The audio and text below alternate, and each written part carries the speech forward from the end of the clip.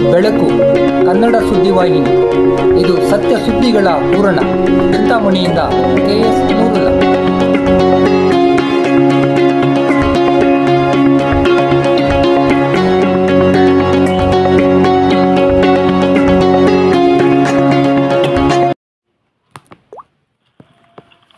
ಚಿಂತಾಮಣಿಯ R ವಿಶೇಷ ಮಕ್ಕಳ ಶಾಲೆಯಲ್ಲಿ ಪೋಷಕರಿಗೆ ಅರಿವು ಕಾರ್ಯಕ್ರಮ. ಸರ್ಕಾರಿ ಸೌಲಭ್ಯಗಳ ಕುರಿತು ಅಗತ್ಯ ಮಾಹಿತಿ. ಮಕ್ಕಳ ಪೋಷಕರ ಸಂತಸ. ಚಿಂತಾಮಣಿ ನಗರದ ಟ್ಯಾಂಕ್ ಬಂಡ್ ರಸ್ತೆಯಲ್ಲಿರುವ ಆಧಾರ್ ವಿಶೇಷ ಮಕ್ಕಳ ಶಾಲೆಯ ಸಭಾಂಗಣದಲ್ಲಿ ವಿಶೇಷ ಚೇತನ ಮಕ್ಕಳ ಪೋಷಕರಿಗಾಗಿ ಅರಿವು ಮೂಡಿಸುವ ಕಾರ್ಯಕ್ರಮವನ್ನು ಹಮ್ಮಿಕೊಳ್ಳಲಾಗಿತ್ತು. ಈ ಕಾರ್ಯಕ್ರಮದಲ್ಲಿ ಕ್ಷೇತ್ರ ಶಿಕ್ಷಣಾಧಿಕಾರಿಗಳ ಕಚೇರಿಯ ವಿಕಲಚೇತನರ ಸಮನ್ವಯಾಧಿಕಾರಿಗಳಾದ ರಮೇಶ್ ರವರು ಮಾತನಾಡಿ, ಸರ್ಕಾರವು ವಿಕಲಚೇತನರಿಗೆ ಪೂರಕವಾದ ಅಗತ್ಯತೆಗಳನ್ನು ಗಮನಿಸಿ ಹೊಸ ಯೋಜನೆಗಳನ್ನು ಜಾರಿಗೆ ತಂದಿದ್ದು, ಅರ್ಹರು ಚಾಚು ತಪ್ಪದೆ ಈ ಸೌಲಭ್ಯಗಳನ್ನು ಪಡೆದುಕೊಳ್ಳಬೇಕೆಂದು ಹೇಳಿದರು. ವಿಕಲಚೇತನ ಮಕ್ಕಳು ನಿಷ್ಪ್ರಯೋಜಕರು ಎಂಬ ಭಾವನೆ ಇದ್ದಲ್ಲಿ ಅದನ್ನು ಮನಸ್ಸಿನಿಂದ ತೆಗೆದು ಹಾಕಬೇಕು. ಇಂತಹ ಮಕ್ಕಳ ಬಗ್ಗೆ ಯಾವುದೇ ಕಾರಣಕ್ಕೂ ನಿರ್ಲಕ್ಷ್ಯ ತೋರಬಾರದು. ನಮ್ಮ ನಂತರ ಆ ಮಗುವಿನ ಮುಂದಿನ ಭವಿಷ್ಯವೇನು ಎಂಬುದರ ಬಗ್ಗೆ ಚಿಂತಿಸಬೇಕು. ಮಗುವನ್ನು ಸ್ವಾವಲಂಬಿಯಾಗಿಸಲು ಪ್ರಯತ್ನಿಸಬೇಕು. ಇಂತಹ ಮಕ್ಕಳನ್ನು ಸಹ ಶಾಲೆಗೆ ಕಳಿಸುವ ಪ್ರಯತ್ನವನ್ನು ಮಾಡಬೇಕೆಂದು ತಿಳಿಸಿದರಲ್ಲದೆ ಶಿಕ್ಷಣ ಇಲಾಖೆಯ ವತಿಯಿಂದ ದೊರೆಯುವ ಸೌಲಭ್ಯಗಳ ಬಗ್ಗೆ ತಿಳಿಸಿದರು. ಮುಂದಿನ ದಿನಗಳಲ್ಲಿ ವಿಶೇಷ ಆರೋಗ್ಯ ಶಿಬಿರ ನಡೆಸಲಿದ್ದು, ಇದರ ಸದುಪಯೋಗ ಪಡೆದುಕೊಳ್ಳಬೇಕೆಂದು ನುಡಿದರು. ಆಧಾರ್ ವಿಶೇಷ ಮಕ್ಕಳ ಶಾಲೆಯ ಕಾರ್ಯವೈಖರಿಯ ಬಗ್ಗೆ ಅಪಾರ ಮೆಚ್ಚುಗೆ ವ್ಯಕ್ತಪಡಿಸಿದರು. ತಾಲೂಕು ಪಂಚಾಯಿತಿಯ ವಿಶೇಷ ಚೇತನರ ತಾಲೂಕು ಸಂಯೋಜಕರಾದ ಮಂಜುನಾಥ್ ರವರು ಮಾತನಾಡಿ, ಸರ್ಕಾರವು ಹೊಸದಾಗಿ ಆರೈಕೆದಾರರ ಯೋಜನೆಯೊಂದನ್ನು ಜಾರಿಗೆ ತಂದಿದ್ದು, ಇದು ಬುದ್ಧಿಮಾಂದ್ಯ ಮಕ್ಕಳನ್ನು ನೋಡಿಕೊಳ್ಳುವಂತಹ ಪೋಷಕರಿಗೆ ಪ್ರತಿ ಮಾಹೆ 1,000 ರೂಗಳನ್ನು ನೀಡುವಂತಹ ಯೋಜನೆಯಾಗಿದೆ ಎಂದು ತಿಳಿಸಿದರು. ಇದರಿಂದಾಗಿ ಬಡ ಕುಟುಂಬಗಳಿಗೆ ಅನುಕೂಲವಾಗುವುದೆಂದು ಹೇಳಿದರಲ್ಲದೆ, ವಿಕಲಚೇತನರ ಪೋಷಕರು ಸೂಕ್ತ ದಾಖಲೆಗಳನ್ನು ಒದಗಿಸಿದಲ್ಲಿ ಸರ್ಕಾರದಿಂದ ಹಾಗೂ ಸಂಘ ಸಂಸ್ಥೆಗಳ ನೆರವಿನಿಂದ ಹೆಚ್ಚಿನ ಸೌಲಭ್ಯಗಳನ್ನು ದೊರಕಿಸಿಕೊಡುವ ಭರವಸೆ ನೀಡಿದರು. ಸಾರ್ವಜನಿಕರು ಸರ್ಕಾರದಿಂದ ಸಿಗುವಂತಹ ವಿವಿಧ ಯೋಜನೆಗಳ ಬಗ್ಗೆ ತಿಳಿದುಕೊಳ್ಳಬೇಕೆಂದು ಸಲಹೆ ನೀಡಿದರು. ನಗರಸಭೆಯ ವಿಕಲಚೇತನರ ಸಂಯೋಜಕರಾದ ಬಾಬಾ ಜಾನ್ ರವರು ಮಾತನಾಡಿ, ಭಾರತ ಸರ್ಕಾರವು 21 ರೀತಿಯ ವಿಕಲತೆಯನ್ನು ಗುರುತಿಸಿದ್ದು, ಅವುಗಳಲ್ಲಿ ಅತಿ ವಿಶೇಷವಾಗಿ ಬುದ್ಧಿಮಾಂದ್ಯ ಮಕ್ಕಳನ್ನು ಗುರುತಿಸಿರುವುದಕ್ಕೆ ಭಾರತ ಸರ್ಕಾರಕ್ಕೆ ಅಭಿನಂದನೆ ಸಲ್ಲಿಸಬೇಕಾಗಿದೆ ಎಂದರು. ವಿಶೇಷ ಚೇತನ ಮಕ್ಕಳ ಸ್ವಚ್ಛತೆಯ ಬಗ್ಗೆ ಹೆಚ್ಚಿನ ಗಮನ ಹರಿಸಬೇಕೆಂದರಲ್ಲದೆ, ಅವರಲ್ಲಿ ರೋಗ ನಿರೋಧಕ ಶಕ್ತಿಯು ಕಡಿಮೆ ಇರುವ ಸಾಧ್ಯತೆಗಳಿದ್ದು, ಅವರ ಆರೋಗ್ಯ ಸಂರಕ್ಷಣೆಗಾಗಿ ಸ್ವಚ್ಛತೆ ಅತ್ಯವಶ್ಯಕವಾಗಿದೆ ಎಂದು ತಿಳಿಸಿದರು. ನಗರ ಪ್ರದೇಶದಲ್ಲಿರುವ ವಿಕಲಚೇತನರು ತನ್ನನ್ನು ಸಂಪರ್ಕಿಸಿ ಹೆಚ್ಚಿನ ಮಾಹಿತಿಯನ್ನು ಪಡೆದುಕೊಂಡು ಸೌಲಭ್ಯಗಳನ್ನು ಹೊಂದಬಹುದೆಂದು ಹೇಳಿದರು. ಕಮತಂಪಲ್ಲಿಯಲ್ಲಿರುವ ಆನಂದಾಶ್ರಮ APD ಸಂಸ್ಥೆಯ ಸಂಯೋಜಕರಾದ ವೆಂಕಟರಮಣರವರು ತಮ್ಮ ಸಂಸ್ಥೆಯ ಸೇವಾ ಕಾರ್ಯಗಳ ಹಾಗೂ ಕಾರ್ಯಚಟುವಟಿಕೆಗಳ ಮತ್ತು ಸಿಗುವಂತಹ ಸೌಲಭ್ಯಗಳ ಕುರಿತು ಮಾಹಿತಿ ನೀಡಿದರು. ಅಧ್ಯಕ್ಷತೆ ವಹಿಸಿದ್ದ ಆಧಾರ್ ವಿಶೇಷ ಮಕ್ಕಳ ಶಾಲೆಯ ವ್ಯವಸ್ಥಾಪಕಿಯಾದ ಅಮೃತ್ ವಲ್ಲಿರವರು ಮಾತನಾಡಿ, ಮಕ್ಕಳ ಪೋಷಕರು ಸಂಬಂಧಿಸಿದ ಅಗತ್ಯ ದಾಖಲೆಗಳನ್ನು ಮಾಡಿಸಿ ಇಟ್ಟುಕೊಳ್ಳಬೇಕು. ಇಲ್ಲವಾದಲ್ಲಿ ಯಾವುದೇ ಸೌಲಭ್ಯವನ್ನು ಪಡೆಯಲು ಸಾಧ್ಯವಾಗುವುದಿಲ್ಲವೆಂದು ನುಡಿದರು. ಆಧಾರ್ ಶಾಲೆಯ ವಿಶೇಷತೆಗಳ ಬಗ್ಗೆ ತಿಳಿಸಿ ಎಲ್ಲರ ಸಹಕಾರ ಕೋರಿದರು. ಕಾರ್ಯಕ್ರಮದಲ್ಲಿ ಪಾಲ್ಗೊಂಡಿದ್ದ ಹಲವು ಮಂದಿ ಪೋಷಕರು ತಮ್ಮ ಅನಿಸಿಕೆ ಮತ್ತು ಅಭಿಪ್ರಾಯಗಳನ್ನು ವ್ಯಕ್ತಪಡಿಸಿದರು. ಅಸತೋಮಾ ಸದ್ಗಮಯ ತಾಮಸೋಮಾ ಜ್ಯೋತಿರ್ಗಮಯ ಮೃತ್ಯೋರ್ಮಾ ಅಮೃತಂ ಗಮಯ. ಒಂದು ವಿಚಾರ ಹೇಳ್ತೀನಿ, ಮಕ್ಕಳು ಡಿಸೇಬಲ್ ಆಗಿದ್ದಾರೆ, ಇನ್ನೇನು ಮಾಡೋಕ್ಕಾಗೋದಿಲ್ಲ, ಸುಮ್ಮನೆ ಇದ್ದಾರೆ, ಇರೋಷ್ಟು ಸರಿ ಅನ್ನೋ ಒಂದು ಮನೋಭಾವ ನಿಮ್ಮಲ್ಲಿ ಇಟ್ಕೋಬೇಡಿ. ನಾನು ಹೋದ್ಮೇಲೆ ನನ್ನ ಮಗು ಏನು, ಅಥವಾ ನಾನು ಇಲ್ಲದೇ ಇದ್ದರೆ ನನ್ನ ಮಗುವಿನ ಪರಿಸ್ಥಿತಿ ಏನು ಅಂತ ಅರ್ಥ ಮಾಡ್ಕೊಳ್ತೀನಿ. ಆಲೋಚನೆ ಮಾಡಿ, ಎಷ್ಟು ದಿವಸ ನಾವು ನೋಡ್ಕೊಳ್ತೀವಿ ಈ ಮಗುವನ್ನ, ನಾನು ಇಲ್ಲದೇ ಇದ್ದರೆ ಏನು ಮಾಡುತ್ತೆ? ಆಗ ನಾವೇನು ಮಾಡಬೇಕು, ಮಗುವನ್ನು ಸ್ವಾವಲಂಬಿಯಾಗಿ ಮಾಡಬೇಕು. ಅಂದರೆ ತನ್ನ ಮಗು ನಾವು ಇಲ್ಲದೇ ಇದ್ರೂ ಬದುಕೊಳ್ಳೋ ವ್ಯವಸ್ಥೆಯನ್ನು ಮಾಡೋದಕ್ಕೆ ನಾವು ಪ್ರಯತ್ನ ಪಡಬೇಕು. ಈಗ ಹೇಳಿದಾಗ ಯಾವುದೋ ಒಂದು ಬುಟ್ಟಿ ಏನೇನಾಗಿರ್ಬೋದು, ಒಂದು ಕಾಂಪೌಂಡ್ ಕೆಲಸ ಹಾಕಿಸಿರ್ಬೋದು, ಅಥವಾ ಡ್ರಾಯಿಂಗ್ ಮಾಡಿಸುವಂಥದ್ದಲ್ಲಿ ಈ ಥರ ಮಾಡಿಸುವಂಥದ್ದಲ್ಲಿ ಕರಕುಶಲ ವಸ್ತುಗಳನ್ನು ತಯಾರು ಮಾಡಿಸುವಂಥದ್ದಲ್ಲಿ ಈ ರೀತಿ ನೀವು ತಯಾರು ಮಾಡೋದಕ್ಕೆ ಅವಕಾಶ ಕೊಡಬೇಕು. ಹಾಗೆ ಮನೆಯಲ್ಲಿ ನೀವು ಅವರಿಗೆ ಸೌಲಭ್ಯಗಳನ್ನು ಒದಗಿಸ್ಕೊಳ್ಬೇಕು. ಈಗ ಅಂಗಡಿಗೆ ಹೋಗ್ಬೇಕು, ಮಗು ಚೆನ್ನಾಗಿರೋನೆ ನೀನು ಬಾರ ಹೋಗಿ ಒಂದು ಕೆ ಚಕ್ಕೆ ತಗೊಂಡು ಆಗುವಂಥದ್ದು ಅಲ್ವಾ?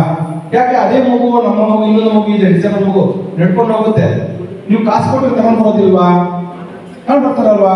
ಆಗ ಏನಾಗುತ್ತೆ, ಮಗು ಅಂಗಡಿಗೆ ಹೋಗುತ್ತೆ, ಅಂಗಡಿಯಿಂದ ಹೋಗಿ ಬಂದು ವ್ಯವಹಾರ ಜ್ಞಾನ ಬೆಳೆಯುತ್ತೆ, ಇನ್ನಷ್ಟು ಜನ ಸಂಪರ್ಕ ಬೆಳೆಯುತ್ತೆ. ಆವಾಗ ಬುದ್ಧಿ ಏನಾಗುತ್ತೆ, ವಿಕಾಸ ಆಗುತ್ತೆ. ನಾನು ಆಚೆ ಕಡೆ ಹೋದಾಗ ಈ ರೀತಿ ವ್ಯವಹಾರ ಮಾಡಬೇಕು. ಇಲ್ಲ ಹೇಳೋಕ್ ಬಂದಿರುವ ಮಗುಗೆ ಒಂದು ಸ್ಲಿಪ್ಪರ್ ಕೊಡಿ, ಒಂದು ಸ್ಲಿಪ್ಪರ್ ಕೊಟ್ಟೆ ಇವಾಗ ಹೋಗಿ ಅಂಗಡಿಯಲ್ಲಿ ತಗೊಂಡು ಹೋಗೋದೇ ಮಗು ತಗೊಂಡು ಬಂದೇ ಬರುತ್ತೆ ಅಲ್ವಾ? ಅವಾಗ ಏನಾಗುತ್ತೆ, ಮಗುಗೆ ಏನಾಗುತ್ತೆ, ಕಾನ್ಫಿಡೆನ್ಸ್ ಬರುತ್ತೆ. ನಾನು ಓಡಾಡಬಹುದು, ನಾನು ಅಂಗಡಿಯಲ್ಲಿ ವ್ಯವಹಾರ ಮಾಡಬಹುದು, ನಾನು ಸಹ ಎಲ್ಲರ ಜೊತೆ ಓಡಾಡಬಹುದು ಅನ್ನುವಂಥ ಮನೋಭಾವನೆಗಳು ಅದಷ್ಟು ಕಡೆ ಬೆಳೆಯುತ್ತೆ. ಈಗ ಜವಾಬ್ದಾರಿ ನಮ್ಮದು. ಈ ಜವಾಬ್ದಾರಿ ಹೊತ್ಕೊಂಡಂತ ನಮಗೆ ಸರ್ಕಾರದ ಸವಲತ್ತುಗಳನ್ನು ನಿಮಗೆ ಮನೆ ಬಾಗಿಲಿಗೆ ತಲುಪಿಸುವ ಜವಾಬ್ದಾರಿ ನಮ್ದಾಗಿರುತ್ತದೆ. ಆಮೇಲೆ ನಿಮಗೆ ಏನ್ ಗೊತ್ತಾ, ಇಲ್ಲಿ ಆರೈಕೆದಾರರು ಅಂತ ನಮ್ಮಲ್ಲಿ ಒಂದು ಸ್ಕೀಮ್ ಬಂದಿದೆ. ಆ ಸ್ಕೀಮಲ್ಲಿ ನಿಮಗೆ ಆ ಪೇರೆಂಟ್ಸು ಮಕ್ಕಳು ನೋಡ್ತಾ ಇರೋದಕ್ಕೆ 1,000 ರೂಪಾಯಿ ನಾವು ಕೊಡ್ತೀವಿ. ಗೊತ್ತಿದೆಯಾ ನಿಮ್ಗೆಲ್ಲ? ಗೊತ್ತಿದೆಯಾ? ನಿಮ್ಗೆಲ್ಲ ಎಷ್ಟು ಚೆನ್ನಾಗಿ ಗೊತ್ತಾಯಿದೆ? ನಮ್ಗೆಲ್ಲ ಮೆಸೇಜ್ ಮಾಡಿದಾರ? ಇದು ಏನು ಗೊತ್ತಾ, 1 ತಿಂಗಳಿಗೆ 1,000 ರೂಪಾಯಿ ಅರ್ಥದಲ್ಲಿ ನಿಮಗೆ ಪೇರೆಂಟ್ಸ್ ಕೊಡ್ತಾರೆ. ಮತ್ತೆ ನೀವು ಇಲ್ಲಿ ಬಂದು ನಾವು ನೋಡಿದ್ರೆ ಇವ್ರಿಗೆ ಇಷ್ಟ ಇಲ್ವೇನೋ, ತಗೊಳ್ಳೋದಕ್ಕೆ ಇಷ್ಟ ಇಲ್ವೇನೋ ಅನ್ಕೊಂಡೆ ನಾವು. ಸುಮಾರು ಜನ 300 ಜನ ಇವತ್ತು ನಮ್ಮ ತಾಲೂಕೆಲ್ಲ ಹುಡುಕಿದ್ರೆ 500 ಜನ ಸಿಗ್ತಾರೆ. ಟೌನಲ್ಲೇ ಹೌದು, ಟೌನ್ ಲೆವೆಲ್ ಲಿಮಿಟ್ ಅಲ್ಲೇ ನಾವು ಗೊತ್ತಿಲ್ಲ 70 ಜನಕ್ಕಿಂತ ಮೇಲೆ ಸಿಗ್ತಾರೆ. 70 ಜನಕ್ಕಿಂತ ಮೇಲೆ ಸಿಗ್ತಾರೆ ಟೌನಲ್ಲಿ. ಹಳ್ಳಿ ಕಡೆ ಹೋದ್ರೆ ನಮ್ಗೆ ಗೊತ್ತಿದ್ದಂಗೆ 350ರಿಂದ 500 ಜನ ಸಿಗ್ತಾರೆ. ಪಾಪ ಅವ್ರಿಗೆ ಏನ್ ಗೊತ್ತಾ, ಮಕ್ಕಳಿಗೆ ನೋಡ್ಕೊಳ್ಳೋದು ಕಷ್ಟ, ಮತ್ತೆ ಅವರು ಹಳ್ಳಿಗಳಿಗೆ ಕೂಲಿಗೆ ಹೋಗ್ತಾರೆ, ಇಷ್ಟೆಲ್ಲ ಕಾಲ ಬೀಳ್ತಾ ಇರ್ತಾರೆ. ಆದ್ರಿಂದ ನಿಮ್ಗೆ ಹೇಳೋದು ಏನ್ ಗೊತ್ತಾ, ನಿಮ್ಮಲ್ಲೇ ಅಡ್ಜಸ್ಟ್ಮೆಂಟ್ ಮಾಡಿಕೊಂಡು ಏನಾಗಿ ಅದಕ್ಕೆ ಏನು ಬೇಕೋ ಆ ದಾಖಲಾತಿಗಳು ನಮ್ಗೆ ಕೊಟ್ರೆ ನಿಮಗೆ ವರ್ಷ ತಿಂಗಳಿಗೆ 1,000 ರೂಪಾಯಿ ಲೆಕ್ಕದಲ್ಲಿ ವರ್ಷಕ್ಕೆ 12,000 ನಿಮ್ಮ ಅಕೌಂಟ್ಗೆ ಜಮಾ ಮಾಡ್ತೀವಿ. ಯಾರು ಬ್ರೋಕರ್ ಸಿಸ್ಟಮ್ ಇರಲ್ಲ, ಏನೂ ಇಲ್ಲ. ನಿಮಗೆ ಒಂಥರ ಇದು ಅನುಕೂಲ ಆಗುತ್ತೆ, ತುಂಬಾ ಅನುಕೂಲ ಈ ಸ್ಕೀಮಲ್ಲಿ. ಮತ್ತೆ ನಿಮಗೆ ಏನು ಸಹಾಯಕ ಸಾಧನಗಳ ಅವಶ್ಯಕತೆ ಇದೆಯೋ ನೀವು ಪಟ್ಟಿ ಮಾಡಿ ನಮ್ಮ ಅನುಮತಿಯವರ ಮೇಡಮ್ ಅವ್ರಿಗೆ ಪಟ್ಟಿ ಕೊಟ್ಟರೆ ನೀವು ಅದನ್ನ ನಾವು ಉಳಿಸೋದಕ್ಕೆ, ಬೇರೆ ಕಡೆಯಿಂದ ನಾವು ಉಳಿಸೋದಕ್ಕೆ ಅನುಕೂಲ ಮಾಡ್ತೀವಿ. ನಮ್ಮ ಸರ್ಕಾರದಿಂದ, ನಮ್ಮ ಬೇರೆ ಬೇರೆ ಸಂಘ ಸಂಸ್ಥೆಗಳಿಂದ ನಿಮಗೆ ಸಪೋರ್ಟ್ ಮಾಡಿ, ಏನೆಲ್ಲ ಸಪೋರ್ಟ್ ಮಾಡೋದಕ್ಕೆ ಅನುಕೂಲ ಬೇಕು ಅದನ್ನ ನಾವು ಮಾಡ್ಕೊಡ್ತೀವಿ ಅಂತ ಹೇಳ್ತಾ ನಾನು ನಿಮ್ಮ ಮಾತಾಡೋಕ್ಕೆ ಅವಕಾಶ ಕೊಟ್ಟಂತ ನಿಮ್ಗೆಲ್ಲರಿಗೂ ಅನಿಸ್ತಾ ನಾನು ಮಾತಾಡ್ತೇನೆ. ಈ ಭಾರತ ಸರ್ಕಾರದಲ್ಲಿ 21 ವಿಧವಾದಂತಹ ಡಿಸಬಿಲಿಟಿಯನ್ನ ಗುರುತಿಸಿದ್ದಾರೆ. ಆದರೆ ಅತಿ ವಿಶೇಷವಾಗಿ ಬುದ್ಧಿಮಾನ ಮಕ್ಕಳನ್ನು ಗುರುತಿಸಿರ್ತಕ್ಕಂಥದಕ್ಕೆ ಇವತ್ತು ಭಾರತ ಸರ್ಕಾರಕ್ಕೂ ಕೂಡ ಅಭಿನಂದನೆಗಳನ್ನು ಸಲ್ಲಿಸಲಿಕ್ಕೆ ನಾವು ಬಯಸ್ತಾ ಇದ್ದೀವಿ. ಯಾಕೆಂದ್ರೆ ಅವರು ಈ ಒಂದು ಕ್ಯಾಟಗರಿ ವಿಶೇಷವಾಗಿ ಮಾಡಿಲ್ಲ ಅಂತ ಹೇಳಿದ್ರೆ ನೀವು ಇಲ್ಲಿ ಕೂತ್ಕೊಳ್ಳಕ್ಕೆ ಆಗ್ತಾ ಇತ್ತಾ? ನಾವು ನಿಮ್ಮನ್ನು ಕರೆಯಕ್ಕೆ ಆಗ್ತಾ ಇರಲಿಲ್ಲ. ಯಾಕೆಂದ್ರೆ ಇವಾಗ ವಿಶೇಷವಾಗಿ ಮಾಡಿದ್ದಾರೆ. ಈ ಮಕ್ಕಳನ್ನ ವಿಶೇಷ ಕ್ಯಾಟಗರಿ ಅಂತ ಮಾಡಿ ವಿಶೇಷವಾಗಿ ರಾಜ್ಯ ಸರ್ಕಾರದಿಂದ ಕೂಡ ಇವತ್ತು ಬಜೆಟ್ ಅಲ್ಲಿ ಸೇರಿಸಿ ಇವರು ವಿಶೇಷವಾದಂತ ಗೌರವ ಕೊಡಬೇಕು, ಸಮಾಜದಲ್ಲಿ ಇವರು ಬದುಕಬೇಕು ಅಲ್ವಾ, ಬದುಕಬೇಕಲ್ವಾ? ಇವತ್ತು ಎಷ್ಟೋ ಮಕ್ಕಳು ಮನೆಯಲ್ಲಿ ಇದಾರಲ್ವಾ, ಅವ್ರು ಸಮಾಜಕ್ಕೆ ಬರ್ಬೇಕಲ್ವಾ, ಅವ್ರ ಬದುಕಿ ಬಾಳ್ಬೇಕಲ್ವಾ? ಅದು ಬಾಳ್ಬೇಕು ಅಂದ್ರೆ ಅವ್ರಿಗೆ ಏನೆಲ್ಲ ನೀಡ್ಸ್ಬೇಕಲ್ವಾ? ನೋಡ್ತಾ ಇದ್ರೆ ನೀವು ಪೇರೆಂಟ್ಸ್ ಯಾಕೆ ನಾನು ಮೋಟಿವೇಟ್ ಮಾಡಿದ್ದೀನಿ ಅಂದ್ರೆ ಇಲ್ಲಿ ಇರ್ತಕ್ಕಂಥ ಮಕ್ಕಳನ್ನ ನೀವು ನೋಡ್ಬೇಕು ಒಂದ್ಸಲಿ, ಎಷ್ಟು ಚುರುಕಾಗಿದ್ದಾರೆ, ಎಷ್ಟು ಆಕ್ಟಿವಿಟಿ ಆಗಿದ್ದಾರೆ ಅಂದ್ರೆ ಅದೇ ಮನೆಯಲ್ಲಿದ್ರೆ ಆಗ್ತದಾ? ಮನೆಯಲ್ಲಿದ್ರೆ ಆಗ್ತದಾ?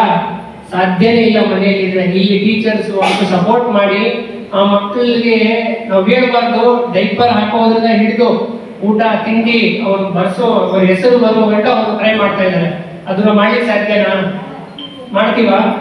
ಬೇಜಾರು ತಿಳ್ಕೊಂಡ್ರಿ, ನಾವು ಮಾಡ್ಲಿಕ್ಕೆ ಕಷ್ಟ ಇದೆ. ಆದ್ರೆ ಇಂಥ ಶಾಲೆ ಉಳಿಸ್ಕೊಂಡಿರೋದು ನಮ್ಮ ಈ ನಗರ ಭಾಗದಲ್ಲಿ ನಮ್ಮ ಪುಣ್ಯ ಅಂತ ಭಾವಿಸ್ತೀನಿ. ಯಾಕೆಂದ್ರೆ ನಮಗೆ ಬೆಂಬಲವಾಗಿ BRC ಶಿಕ್ಷಣದಲ್ಲಿ ರಮೇಶ್ ಸರ್ ಅಂತಿದ್ದಾರೆ, ಇನ್ನು ನಮ್ಮ ಅಧಿಕಾರಿಯಾಗಿ ಮಂಜುನಾಥ್ ರೆಡ್ಡಿ ಸರ್ ಇದ್ದಾರೆ, ನಾವು ಇವರಿಬ್ಬರ ಸಲಹೆ ಮಾರ್ಗಸೂಚನೆಯಂತೆ ನಾವು ನಡೀತಾ ಇದ್ದೀವಿ. ಯಾಕೆಂದ್ರೆ ನಾವು ನಗರಸಭೆಯಲ್ಲಿ ಸುಮಾರು 6 ವರ್ಷದಿಂದ ಕೆಲಸ ಮಾಡ್ತಾ ಇದ್ದೀವಿ. ಈ ಇಬ್ಬರ ಸಹಕಾರ ಇಲ್ಲ ಅಂದ್ರೆ ನಾವು ಮಾಡಕ್ ಸಾಧ್ಯ ಇರ್ತಾ ಇರಲಿಲ್ಲ, ಖಂಡಿತ ಮಾಡಕ್ ಆಗ್ತಾ ಇರಲಿಲ್ಲ. ಈಗ ನಿಮ್ಗೆ ಏನೇ ಸಮಸ್ಯೆ ಆದ್ರೂ ಕೂಡ ನಮ್ಮ ನಗರಸಭೆಯಲ್ಲಿ ಒಂದು ಸೆಕ್ಷನ್ ಇದೆ, ನೀವು ಅಲ್ಲಿ ನೇರವಾಗಿ ಬಂದ್ರೆ ನಾವು ಸಿಗ್ತೀವಿ. ನಮ್ಮ ಮೇಲಧಿಕಾರಿ ಮಂಜುನಾಥ್ ರೆಡ್ಡಿ ಸರ್ ಇರ್ತಾರೆ, ನಮ್ಮ BRC ರಮೇಶ್ ಸರ್ ಅಂತ ಇರ್ತಾರೆ. ನೀವು ಯಾವಾಗ ಬೇಕಾದ್ರೂ ನಮ್ಮನ್ನು ಭೇಟಿಯಾಗಿ ನಿಮ್ಮ ಸಮಸ್ಯೆಯನ್ನು ಪರಿಹರಿಸ್ಕೋಬಹುದು. ಮತ್ತೊಂದು ಏನಂದ್ರೆ, ಇವತ್ತು ನಿಮ್ಗೆ ಯಾಕೆ ಪೇರೆಂಟ್ಸ್ ಕರೆದಿದ್ದೀವಿ ಅಂತ ಹೇಳಿದ್ರೆ, ಮುಖ್ಯವಾಗಿ ಈ ವಿಶೇಷ ಚೇತನ ಮಕ್ಕಳಲ್ಲಿ, ಬುದ್ಧಿಮಾನ್ಯ ಮಕ್ಕಳಲ್ಲಿ ಸ್ವಚ್ಛತೆಯ ಬಗ್ಗೆ ನಿಮಗೆ ಅರಿವು ಮೂಡಿಸಬೇಕು. ಯಾಕೆಂದ್ರೆ ಸುಮಾರು ಕಡೆ ನಾವು ನೋಡಿದೀವಿ, ಆ ಮಕ್ಕಳು ನೀಟ್ನೆಸ್ ಆಗಿ ಇರೋದಿಲ್ಲ. ಆ ನೀಟ್ನೆಸ್ ಆಗಿ ಇಲ್ಲದೆ ಇರೋದ್ರಿಂದ ಏನಾಗ್ತದೆ ಅಂದ್ರೆ ಅವ್ರಿಗೆ ಕಾಯಿಲೆ ಅಟ್ಯಾಕ್ ಆಗ್ತವೆ. ಕಾಯಿಲೆ ಅಟ್ಯಾಕ್ ಆದಾಗ ಇವರೆಲ್ಲ ಅಷ್ಟು ಪವರ್ ಇರೋದಿಲ್ಲ, ಇಂಜೆಕ್ಷನ್ ಹಾಕಿ ಮೆಂಟಲ್ ಪವರ್ ಬಾಡಿಯಲ್ಲಿ ಇರೋದಿಲ್ಲ. ಅವಾಗ ಏನಾಗ್ತದೆ, ಇವ್ರ ಜೀವನ ಕಷ್ಟ ಆಗ್ತದಲ್ವಾ, ಇವ್ರ ಆಗ್ತದ ಮೇಲೆ ಆಗೋದಿಲ್ಲ. ಇದಕ್ಕೂ ಕೂಡ ನೀವು ಒತ್ತು ಕೊಡಬೇಕು. ಆ ಮಕ್ಕಳು ನೀಟಾಗಿರ್ಬೇಕು, ಬೆಳಿಗ್ಗೆ ಸಂಜೆ ಹೊತ್ತು ಅವ್ರಿಗೆ ನೀಟಾಗಿ ಡ್ರೆಸ್ ಹಾಕಿ ಅವ್ರ ಸ್ವಚ್ಛತೆ ಇರಬೇಕು. ಮತ್ತೆ ನಿಮ್ಮ ಮನೆ ಅಕ್ಕಪಕ್ಕದಲ್ಲಿ ನೋಡಿ ಸ್ವಚ್ಛತೆಯಾಗಿ ಇಟ್ಕೋಬೇಕು. ನಿಜವಾದ ಮಕ್ಕಳು ಇರೋ ಮನೆ ಕಡೆ ಸ್ವಚ್ಛತವಾಗಿರ್ಬೇಕು. ಯಾಕಂದ್ರೆ ಈ ಸ್ವಚ್ಛತೆ ಇಲ್ಲ ಅಂದ್ರೆ ಅವ್ರ ಕೈಲಿ ಅಟ್ಯಾಕ್ ಆದ್ರೆ ಮತ್ತೆ ವಾಸಿ ಆಗೋದು ಕಷ್ಟ. ಸ್ಕೀಮ್ಸ್ ಬಗ್ಗೆ ಯಾವ ಥರ ಅಪ್ಲೈ ಮಾಡಬೇಕು, ಯಾರು ತಗೊಳ್ತಾರೆ, ಎಷ್ಟು ಜನ ಇದ್ದಾರೆ, ಹೇಗೆ ಅಪ್ಲೈ ಮಾಡಬೇಕು ಅನ್ನೋ ಬಗ್ಗೆ ನಿಮ್ಗೆ ಯಾರಿಗಾದ್ರೂ ಎಲ್ಲರಿಗೂ ಅರ್ಥ ಆಗಿದೆ ಅಂತ ಭಾವಿಸ್ತಾ ಇದ್ದೀನಿ. ಅರ್ಥ ಆಗಿದೆಯಾ? ದಯವಿಟ್ಟು ಯಾಕಂತಂದ್ರೆ ಇವತ್ತು ನಿಮ್ಮನ್ನು ಕರೆಸಿರೋ ಉದ್ದೇಶ ಇದ್ರ ಸಲುವಾಗಿದೆ. ಸರ್ಕಾರದಿಂದ ಸಾಕಷ್ಟು ಸ್ಕೀಮ್ಸ್ ಇದ್ದಾವೆ. ಆ ಸ್ಕೀಮ್ಸ್ ಅನ್ನು ಯಾವುದೇ ಕಾರಣಕ್ಕೂ ಸಹ ನೀವು ಒಬ್ಬರೂ ಸಹ ಬಿಡಬಾರ್ದು. ಪ್ರತಿಯೊಬ್ಬರೂ ಅದನ್ನು ತಗೊಂಡು ಮುಂದಿನ ನಿಮ್ಮ ಮಕ್ಕಳ ಭವಿಷ್ಯಕ್ಕಾಗಿ ಬಳಸ್ಕೋಬೇಕು ಅಂತ ಈ ಒಂದು ಸಭೆ ಮೂಲಕ ಅವರು ನಿಮಗೆ ಹೇಳ್ತಾ ಇದ್ದಾರೆ. ಯಾರು ಅಪ್ಲೈ ಮಾಡಿಲ್ವೋ ದಯವಿಟ್ಟು ಈ ಮೀಟಿಂಗ್ ಆದ ನಂತರ ದಯವಿಟ್ಟು ಒಬ್ಬೊಬ್ಬರೇ ಬೇಕಾದರೆ ಅವ್ರ ಜೊತೆ ಮಾತಾಡಿ ಅಪ್ಲೈ ಮಾಡ್ಕೊಳ್ರಿ. ಅಪ್ಲೈ ಮಾಡಿದ ನಂತರ ನಿಜವಾಗ್ಲೂ ನಿಮಗೆ ಅದು ಒಂದಲ್ಲ ಒಂದಿನ ನಿಮ್ಮ ಮಕ್ಕಳಿಗೆ ಮತ್ತು ನಿಮ್ಮ ಜೀವನಕ್ಕೆ ಒಂದು ಅನುಕೂಲ ಆಗುತ್ತೆ ಅಂತ ಭಾವಿಸ್ತಾ ಇದ್ದೀನಿ. ಈಗ ನೀವಿದ್ದೀರಾ, ಮಕ್ಕಳು ನೀವು ನೋಡ್ಕೊಳ್ತಾ ಇದ್ದೀರಾ. ನಾಳೆ ಬೆಳಗ್ಗೆ ನೀವಿಲ್ಲ ಅಂದರೆ ಸಾರ್ ಹೇಳ್ತಾ ಇದ್ರು, ನಾಳೆ ಬೆಳಗ್ಗೆ ನೀವಿಲ್ಲ ಅಂದರೆ ಮಕ್ಕಳ ಪರಿಸ್ಥಿತಿ ಏನು? ಹಾಗಾಗಿ ಈ ಒಂದು ಅವಕಾಶ, ಒಳ್ಳೆ ಟೀಮ್ ಇದೆ ನಿಮಗೆ. ಆ ಟೀಮ್ ಮೂಲಕ ನಿಮ್ಮ ಮಕ್ಕಳಿಗೆ ಏನಾದರೂ ಒಂದು ಭವಿಷ್ಯ ರೂಪಿಸ್ಕೋಬೇಕು. ಹೌದಾ? ರೂಪಿಸ್ಕೊಳ್ತೀರಾ? ಅವರಿಗೆ ಸ್ಕೂಲಲ್ಲಿ ಹೋದರೆ ಸ್ಕಾಲರ್ಶಿಪ್ ಕೊಡ್ತಾರೆ, ರೇಷನ್ ಕೊಡ್ತಾರೆ, ಬಟ್ಟೆ ಕೊಡ್ತಾರೆ. ಇಷ್ಟೆಲ್ಲ ಸೌಲಭ್ಯಗಳಿದೆ ಅಂತ ಎಷ್ಟು ಮಂದಿಗೆ ಗೊತ್ತಿದೆ? ಯಾಕಂದರೆ ನಾವು ಪ್ರತಿ ಮಗುದು ಇಲ್ಲಿ ಆ ಡಾಕ್ಯುಮೆಂಟ್ಸ್ ಕೇಳಿದಾಗ ಕೆಲವರು ಇನ್ನೂ ಡಾಕ್ಟ್ರ್ ಹತ್ರನೇ ತೋರಿಸಿಲ್ಲ, ಅವ್ರ ಹತ್ರ ಡಿಸಬಿಲಿಟಿ ಸರ್ಟಿಫಿಕೇಟೇ ಇಲ್ಲ. ಡಿಸಬಿಲಿಟಿ ಸರ್ಟಿಫಿಕೇಟ್ ಇಲ್ಲದೆ ಹೇಗೆ ಪೆನ್ಷನ್ ಮಾಡೋದು? ಅವ್ರು ಹೋಗೇ ಇಲ್ಲ, ದಿಕ್ಕದಲ್ಲಿ ಪ್ರಯಾಣನೇ ಮಾಡಿಲ್ಲ. ಸೊ ಅವರು ಮೊದಲನೇ ಸ್ಟೆಪ್ಪೇ ಬಂದಿಲ್ಲ, ಡಾಕ್ಟ್ರ್ ಹತ್ರ ತೋರಿಸಿಲ್ಲ. ಸೊ ಅವ್ರಿಗೆ ಡಾಕ್ಟ್ರ್ ಹತ್ರ ಕಳಿಸೋದಕ್ಕೆ ನಾವೇ ನೋಡಬೇಕು. ಅವ್ರು ಹೋಗಿ ಅವರಾಗವರು ಆ ದಾರಿಗೆ ಹೋಗೋದಿಲ್ಲ, ನಾವು ಅವ್ರಿಗೆ ರಿಮೈಂಡ್ ಮಾಡ್ತಾ ಇರಬೇಕು. ಅವ್ರು ಏನು ಅಂದ್ಕೊಳ್ಬೋದು ಕೆಲವರು, ಇವ್ರಿಗೇನೋ ಲಾಭ ಇರಬೇಕಪ್ಪ ಅದಕ್ಕೆ ಇವರೆಲ್ಲ ಮಾಡ್ತಾ ಇದ್ದಾರೆ ಅಂತ ಅಂದ್ಕೊಳ್ತಾರೆ. ನಾವೇನು ಮಾಡ್ತಾ ಇರೋದು, ಆ ಮಕ್ಕಳು ಈ ಎಲ್ಲರ ಜೊತೆ ಮಿಂಗಲ್ ಆಗಲಿ, ಅವ್ರ ಕಾಲ ಮೇಲೆ ಅವ್ರು ನಿಂತ್ಕೊಳ್ಳಿ, ಸಮಾಜದಲ್ಲಿ ಅವ್ರಿಗೆ ಗೌರವ ಕೊಡಲಿ, ಒಂದು ಗೌರವ ಸ್ಥಾನ. ಇವಾಗ ಅಷ್ಟು ಗೌರವ ಇಲ್ಲ, ಅವ್ರಿಗೆ ಗೌರವಿಸೋದಿಲ್ಲ, ಅವರನ್ನು ನೆಗ್ಲೆಕ್ಟ್ ಮಾಡ್ತಾರೆ. ಅಫ್ಕೋರ್ಸ್ ಕೆಲವರು ಅವ್ರಿಗೆ ಗೌರವ ಕೊಡೋದನ್ನ ಕಲಿತಿದ್ದಾರೆ, ಆನರ್ ಮಾಡ್ತಾರೆ, ಎಲ್ಲ ಮಾಡ್ತಿದ್ದಾರೆ. ಬಟ್ ಬುದ್ಧಿವಂತರಿಗೆ ಮಾಡಿದಷ್ಟು ಇವ್ರಿಗೆ ಮಾಡೋದು. ನಾನು ಹೇಳೋದು ಒಂದೇ ಒಂದು ಸೆಂಟೆನ್ಸ್ ಏನಂದರೆ, ಈ ಮಕ್ಕಳಲ್ಲಿ ದೇವರಿಲ್ವಾ? ದೇವರೆಲ್ಲಿಲ್ಲ? ಆ ಬುದ್ಧಿವಂತನಲ್ಲಿದ್ದರೆ ದಡ್ಡನಲ್ಲಿಲ್ವಾ? ಆ ಮಗುವಿನಲ್ಲಿ ಒಂದು ದೈವಿಕ ಗುಣ ಇಲ್ವಾ? ಪ್ರೀತಿ ಮಾಡೋ ಗುಣ ಇಲ್ವಾ? ಆ ಪ್ರೀತಿ ಅನ್ನೋದು ಬುದ್ಧಿವಂತರಲ್ಲಿ ಕಡಿಮೆ ಆಗ್ತಾ ಇದೆ. ನಾನು ನೋಡಿದ ಪೈಕಿ ಈ ಬುದ್ಧಿವಂತ ಮಕ್ಕಳಿಗೆ ಪಾಠ ಹೇಳೋದು ಕಷ್ಟ ಇದೆ. ಈಗ ಫೋನ್ ಅಡಿಕ್ಷನ್ ಆಗಿದ್ದಾರೆ, ಅವ್ರು ಬಿಡ್ಸೋಕ್ಕೆ ಆಗೋದಿಲ್ಲ. ಟೀಚರ್ ಅಂದರೆ ಗೌರವ ಇಲ್ಲ, ತಂದೆ ತಾಯಿ ಅಂದರೆ ಗೌರವ ಇಲ್ಲ. ಆದರೆ ಈ ಮಕ್ಕಳು ಹಾಗಲ್ಲ, ಎಷ್ಟು ಪ್ರೀತಿಯಿಂದ ಆ ಟೀಚರ್ ಸ್ಕೂಲ್ ಬಿಟ್ಬಿಟ್ಟು ಒಂದು ವರ್ಷ ಆದ್ಮೇಲೆ ಬಂದರೆ ಅವ್ರು ಯಾರು ಅಂತ ಹೇಳ್ತಾರೆ, ಕಂಡುಹಿಡಿತಾರೆ, ಹೋಗಿ ಹತ್ರಕ್ಕೆ ಹೋಗ್ತಾರೆ, ಮಾತಾಡ್ತಾರೆ. ಅದೇ ಸ್ಕೂಲ್ಗಳಲ್ಲಿ ಆ ಟೀಚರ್ ಬಂದರೆ ಬಿಸ್ನೆಸ್ ನಮ್ಗೇನು ಪಾಠ ಮಾಡ್ತಾರೆ ಅವರು ನಮ್ಮ ಟೀಚರ್ ಅಲ್ಲ ಅಂತ ಹೊಟ್ಟೋಗ್ತಾರೆ. ಸೊ ಈ ಗುಣ ಬೇಕಲ್ವಾ ಪ್ರಪಂಚಕ್ಕೆ? ಇದನ್ನು ತಿಳಿಸ್ತಾ ಇದ್ದೀರಲ್ವ ನಮ್ಮ ಗುರುಗಳು, ಆಚಾರ್ಯ ವಿನಯ ವಿನಯಕರವರು ಹಾಕಿರೋ ವಿಷನ್ ಏನಂದರೆ, ಈ ಮಕ್ಕಳಲ್ಲಿರುವ ಒಂದು ದೈವಿಕತೆಯನ್ನು ಪ್ರಪಂಚಕ್ಕೆ ತೋರಿಸ್ಬೇಕು. ಸುಮ್ಮನೆ ಅವ್ರು ಯೂಸ್ಲೆಸ್ಸು, ಅವ್ರಿಗೇನು ಆಗಲ್ಲ ಅಂತ ತೋರ್ಸೋಕ್ಕಿಲ್ಲ. ಅವರಲ್ಲಿ ಏನೋ ಒಂದು ಗುಣ ಇದೆ, ಅದರಿಂದ ಎಷ್ಟು ಪ್ರಯೋಜನ ಇದೆ ಅಂತ ನನಗೆ ಗೊತ್ತಾಗ್ತದೆ, ನಮ್ಮ ಸ್ಟಾಫ್ ಮೆಂಬರ್ಸ್ ಗೊತ್ತಿದೆ. ಅಥವಾ ಸ್ವಲ್ಪ ಹೊತ್ತು ಕೂತ್ಕೊಂಡ್ಬಿಟ್ರೆ ಮನೆಯೆಲ್ಲ ಮರ್ತೋಗುತ್ತೆ, ಕಷ್ಟ ಎಲ್ಲ ಮರ್ತೋಗಿ ನಗ್ತಾ ಇರ್ತಾರೆ. ಆ ನಗುವಿನಿಂದ ಅವರ BP ಕಡಿಮೆ ಆಗುತ್ತೆ, ಶುಗರ್ ಕಡಿಮೆ ಆಗುತ್ತೆ, ನೋವು ಹೋಗುತ್ತೆ. ಇವೆಲ್ಲ ನಮ್ಮ ಟೀಚರ್ಸೇ ಹೇಳ್ತಾರೆ ನಮಗೆ. ಸೊ ಎಲ್ಲರಿಂದಲೂ ದೇವರು ಸೃಷ್ಟಿ ಮಾಡಿರುವ ಎಲ್ಲ ವಸ್ತುಗಳು ಉಪಯೋಗನೇ, ನಮ್ಮ ಕೈಯಲ್ಲಿದೆ ಅದನ್ನು ಉಪಯೋಗ ಮಾಡಿಕೊಳ್ಳೋದು. ಇದು ಎಷ್ಟು ಪೇರೆಂಟ್ಸ್ಗೆ ಗೊತ್ತಿದೆ, ಎಷ್ಟು ಟೀಚರ್ಸ್ಗೆ ಗೊತ್ತಿದೆ? ಗೊತ್ತಿಲ್ಲ. ಆ ಕಾರಣದಿಂದಲೇ ಆ ಮಕ್ಕಳಿಗೆ ಗೌರವ ಕೊಡ್ತಾರೆ ಅಲ್ವಾ. ನಾವು ಜೀವನದಲ್ಲಿ ದೇವರು ಸೃಷ್ಟಿಸಿರುವ ಒಂದು ವಸ್ತು, ಯಾವುದೇ ವಸ್ತುಗೂ ಗೌರವ ಕೊಡಬೇಕಾಗುತ್ತೆ, ಯಾಕಂದರೆ ಅದರಲ್ಲಿ ದೇವರು ಇರ್ತಾರೆ. ಹಾಗೆ ಈ ಮಕ್ಕಳಲ್ಲಿ ನಾವು ದೇವರನ್ನ ಕಾಣ್ತಾ ಒಂದು ಸೇವೆ ಮಾಡಿದ್ರೆ ಎಷ್ಟು ಪುಣ್ಯ ಬರುತ್ತೆ ಗೊತ್ತಾ. ನಾನು ತಂದೆ ತಾಯಿಗಳಿಗೆ ಅದೇ ಹೇಳ್ತೀನಿ, ಒಂದು ಸ್ನಾನ ಮಾಡಿಸಿ ಆ ಮಗುವಿನ ನಿಮ್ಮ ಜೀವನದಲ್ಲಿ ಎಷ್ಟು ಬದಲಾವಣೆ ಆಗುತ್ತೆ. ನಾವು ತಿರುಪತಿಗೆ ಅಲ್ಲಿಗೆ ಇಲ್ಲಿಗೆಲ್ಲ ಹೋಗಿ ಎಲ್ಲ ಮಾಡ್ತೀವಿ, ಸಾವಿರಾರು ರೂಪಾಯಿ ಕೊಟ್ಬಿಟ್ಟು ಅಭಿಷೇಕ ಮಾಡಿಸ್ತೀವಿ, ಎಲ್ಲ ಮಾಡ್ತೀವಿ. ಇಲ್ಲಿ ಒಂದು ಮಗುಗೆ ಸ್ನಾನ ಮಾಡಿಸೋದು ಅಭಿಷೇಕ ಅಲ್ವಾ? ಹಶ್ವಾಗಿರೋ ಮಗುಗೆ ತಿನ್ನಿಸಿದ್ರೆ ಅದು ನೈವೇದ್ಯ ಅಲ್ವಾ? ಇದೇ ಅಲ್ವಾ ನಿಜವಾದ ದೇವರ ಪೂಜೆ? ಅದನ್ನು ನಾವು ಮನಗಂಡು ನಮ್ಮ ಜೀವನದಲ್ಲಿ ಎಷ್ಟು ಉತ್ತಮ ಆಗ್ತೀವಿ. ಅದಕ್ಕೆ ನಾವು ಪೇರೆಂಟ್ಸ್ ಹೇಳೋದು, ಬನ್ನಿ ಸ್ವಲ್ಪ ಹೊತ್ತು ಕೂತ್ಕೊಳ್ಳಿ, ಮಗು ಜೊತೆ ಕೂತ್ಕೊಳ್ಳಿ, ಸ್ಪೆಂಡ್ ಮಾಡಿ ಅಂತ ನಾವು ಪ್ರತಿ ಪೇರೆಂಟ್ಸ್ಗೂ ಹೇಳ್ತೀವಿ. ಆದರೆ ಅವರವ್ರ ಕಷ್ಟನೇ ಅವರಿಗೆ ಇರುತ್ತೆ. ಅದನ್ನು ಸ್ವಲ್ಪ ಹೊತ್ತು ಬಿಟ್ಬಿಟ್ಟು ಬಂದರೆ ಅವ್ರ ಮನೆಯಲ್ಲಿ ಬದಲಾವಣೆ ಆಗುತ್ತೆ. ಅದನ್ನು ನಾನು ನೋಡಿದ್ದೀನಿ. ಅವ್ರ ಮನೆಯಲ್ಲಿ ದೇವರು ಬದಲಾವಣೆ ಮಾಡ್ತಾರೆ. ಯಾರು ಬೇರೆಯವ್ರ ಬಗ್ಗೆ ಗಮನ ಕೊಡ್ತಾರೋ, ಬೇರೆಯವ್ರ ಬಗ್ಗೆ ಥಿಂಕ್ ಮಾಡ್ತಾರೋ, ಸೇವೆ ಮಾಡ್ತಾರೋ, ಅವ್ರ ಮನೆಯನ್ನ, ಅವರ ಕಷ್ಟನ ದೇವ್ರು ನೋಡ್ಕೊತಾರೆ. ನಾವು ನೋಡೋಷ್ಟೇ ಇಲ್ಲ. ಸೊ ಅದನ್ನು ಮಾಡಿದಾಗ ನಮಗೆ ಒಂದು ಪ್ರಯೋಗ ಮಾಡಿದಾಗ ಗೊತ್ತಾಗುತ್ತೆ. ಸುಮ್ಮನೆ ಕೇಳಿಸ್ಬಿಟ್ರೆ ಬರಲ್ಲ, ಪ್ರಯೋಗ ಮಾಡಬೇಕಾಗುತ್ತೆ, ಆವಾಗ ಅದು ಅರ್ಥ ಆಗುತ್ತೆ. ಸೊ ಹೀಗೆ ನಾವು ಮುಖ್ಯವಾಗಿ ಒಂದು ಪೆನ್ಷನ್ನು ಬರೋದಕ್ಕೆ ಏನು ಮಾಡಬೇಕು, ಏನಿರಬೇಕು, ಒಂದು UDID ಕಾರ್ಡ್ ಇರಬೇಕು. ಕೆಲವ್ರ ಹತ್ರ ಇಲ್ಲ, ಕೆಲವು ಡಾಕ್ಟ್ರ್ ಹತ್ರನೇ ತೋರಿಸಿಲ್ಲ, ಕೆಲವು ಡಾಕ್ಟ್ರ್ ಹತ್ರ ತೋರಿಸಿದರೆ UDID ಕಾರ್ಡ್ಗೆ ಆನ್ಲೈನ್ ಮಾಡೋದು. ಈಗ ಪಬ್ಲಿಕ್ ಅಫಿಷಿಯಲ್ಸು ಅವರು ಹೆಲ್ಪ್ ಮಾಡ್ತಾರೆ ಪೇರೆಂಟ್ಸ್ಗೆ. ನೋಡಿ ನಾವು ಮಾಡಿಕೊಡ್ತೀವಿ ಅಂತ ಹೇಳಿದಾಗ ಅವರಿಗೆ ದುಡ್ಡು ಬೇಕಾಗುತ್ತಲ್ವ. ನೀವೇ ಹೋಗ್ತೀರಾ ಅಂತ ಇಟ್ಕೊಳ್ಳಿ, ಅಂಗಡಿಗೆ ಸೈಬರ್ಗೆ ಹೋಗ್ತೀರಾ, ಅದನ್ನ ಮಾಡ್ಸೋಕ್ಕೆ ಎಷ್ಟು ಸರಿ ಆಫೀಸ್ ಕಲಿಬೇಕು, ಆಟೋಗೆ ಹೋಗ್ತೀರಾ, ಪೆಟ್ರೋಲ್ ಖರ್ಚಾಗುತ್ತೆ ನಿಮ್ಮ ಸ್ಕೂಟರ್ಗೆ ಹೋದರೆ. ಅದಕ್ಕೆಲ್ಲ ದುಡ್ಡು ಖರ್ಚು ಮಾಡಿದಾಗ ನಮ್ಮ ಮನಸ್ಸು ಗೊತ್ತಾಗಲ್ಲ.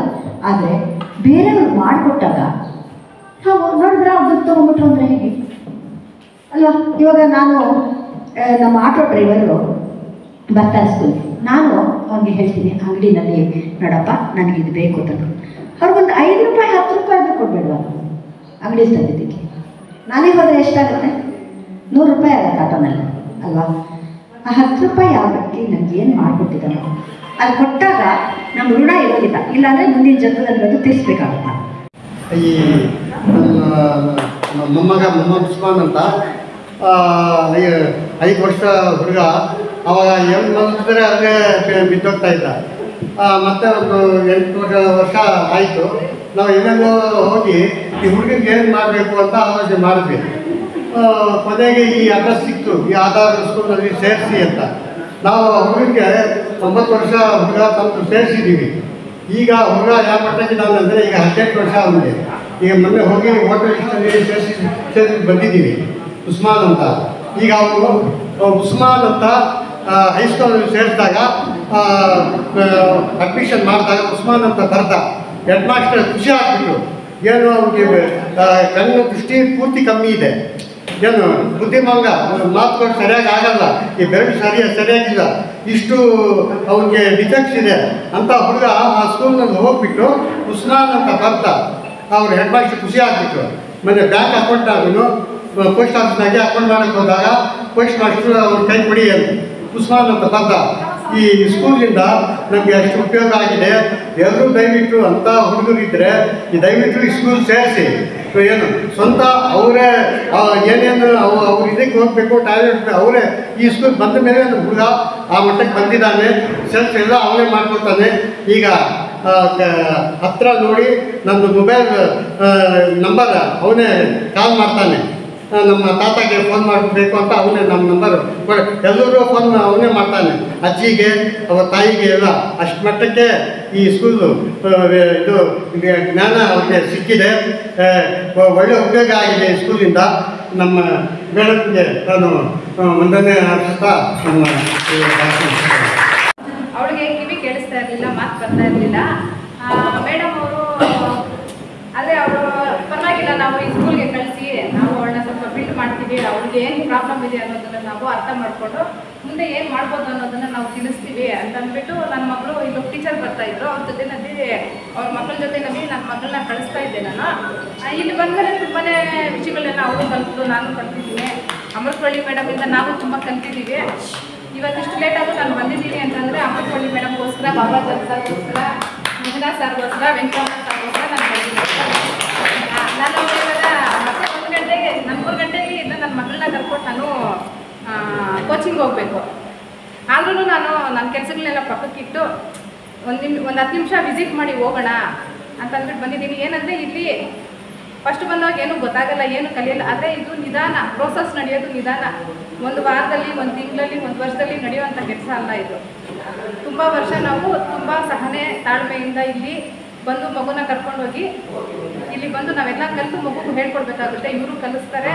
ಯಾರು ಇದನ್ನು ನೆಗ್ಲೆಕ್ಟಾಗಿ ತೊಗೋಬೇಡಿ, ಇಂಥ ಮಕ್ಕಳನ್ನ ಯಾರು ನೆಗ್ಲೆಕ್ಟಾಗಿ ತೊಗೋಬೇಡಿ. ಇಲ್ಲಿರೋ ಅನುಕೂಲನ ನೀವು ಉಪಯೋಗಿಸ್ಕೊಳ್ಳಿ. ಇವರು ಯಾವ ರೀತಿ ಹೇಳ್ತಾರೋ ಆ ರೀತಿ ಮಗುನ ನೀವು ಬಿಲ್ಡ್ ಮಾಡ್ಬೋದು. ಅವರು ನಾರ್ಮಲ್ ಥರ ಆಗ್ತಾರೆ. ಏನು ಯೋಚನೆ ಮಾಡೋ ಅವಶ್ಯಕತೆನೇ ಇಲ್ಲ. ಏನು ದೊಡ್ಡ ಪ್ರಾಬ್ಲಮ್ ಏನಲ್ಲ, ಆಯಿತಾ? ನಮ್ಮ ಕೈಯಲ್ಲಿದೆ ಆ ಪ್ರಾಬ್ಲಮ್ನ ನಾವು ಸಾಲ್ವ್ ಮಾಡ್ಕೊಳ್ಳೋ ಅಂಥದ್ದು. ಬಂದರೆ ಕಿವಿಗೆ ಏನು ಗೊತ್ತಾಗಲ್ಲ ಯಾರು ಬಂದಿದ್ದಾರೆ ಅನ್ನೋದು. ಕುಕ್ಕರ್ ಇಟ್ಟರೆ ಕೇಳಿಸೋದಿಲ್ಲ. ಕುಕ್ಕರ್ನ ನೋಡ್ಕೊಂಡಿರ್ತಾಳೆ, ಕುಕ್ಕರ್ ಇಟ್ಬಿಟ್ಟು ಬಿಸಿಲ್ ಮೇಲೆ ಬಂದರೆ ಆಫ್ ಮಾಡ್ತಾಳೆ. ಆ ಥರ ಒಂದು ಮಗು ಇವತ್ತು ಡಿಗ್ರಿನಲ್ಲಿ 7ನೇ ರ್ಯಾಂಕ್ ಬಂದಿದ್ದಾಳೆ. ಇನ್ನೇನಂತ ಬಂದ್ಬಿಟ್ಟು ಅವಳು ಫೈನಲ್ ಇಯರ್ ಮೊನ್ನೆ 15ನೇ ತಾರೀಕು ಎಕ್ಸಾಮ್ ಬರೆದಿದ್ದಾಳೆ ಅವಳು. ಇವಾಗ KCETಗೆ ಪ್ರಿಪೇರ್ ಆಗ್ತಾ ಇದ್ದಾಳೆ. ಅದೇ ಕಾಲೇಜಲ್ಲಿ ನಾನು MA ಇನ್ ಹಿಸ್ಟ್ರಿ ತೊಗೊಂಡು ನಾನು ಅಲ್ಲಿ ಲೆಕ್ಚರರ್ ಆಗಬೇಕು. ನವೆಂಬರ್ 2ನೇ ತಾರೀಕು ಅವಳಿಗೆ ಎಕ್ಸಾಮ್ ಇದೆ. ಅವಳಿಗೆ ಕಿವಿ ಕೇಳಿಸಲ್ಲ, ಏನೂ ಅರ್ಥ ಆಗೋದಿಲ್ಲ. ಅಂಥ ಮಗು MA ಎಕ್ಸಾಮ್ ಬರ್ತಿದ್ದಾಳೆ ಅಂತಂದರೆ, ಮತ್ತು UPSCಗೆ ಕೋಚಿಂಗ್ ಹೋಗ್ತಾ ಇದ್ದಾಳೆ ಅಂತಂದರೆ ಅದು ಏನರಿಂದ ಸಾಧ್ಯ ಆಯಿತು ಅನ್ನೋದನ್ನು ನೀವೇ ಯೋಚನೆ ಮಾಡಿ, ಆಯಿತಾ? ತಂದೆ ತಾಯಿ ಸಪೋರ್ಟ್ ಇರಬೇಕು. ಮತ್ತು ಇಂಥವ್ರು ಒಂದು ಮಾರ್ಗದರ್ಶನದಿಂದ, ಪ್ರೋತ್ಸಾಹದಿಂದ, ಬೆಂಬಲದಿಂದನೇ ಅವೆಲ್ಲ ಆಗೋದಕ್ಕೆ ಸಾಧ್ಯ. ನಾವು ಮನೆಯಲ್ಲೇ ಇಟ್ಕೊಂಡಿದ್ರೆ ನಾವು ಮನೇಲಿ ಇರ್ತೀವಿ, ಮಗುನು ಮನೆಯಲ್ಲೇ ಇರುತ್ತೆ. ಮಗುಗೆ ಏನು ಕೇಳಿಸ್ತಾ ಇರಲಿಲ್ಲ, ಮಾತು ಬರ್ತಾ ಇರಲಿಲ್ಲ, ಹಂಗೆ ಇರ್ತಾ ಇತ್ತು ಮಗು.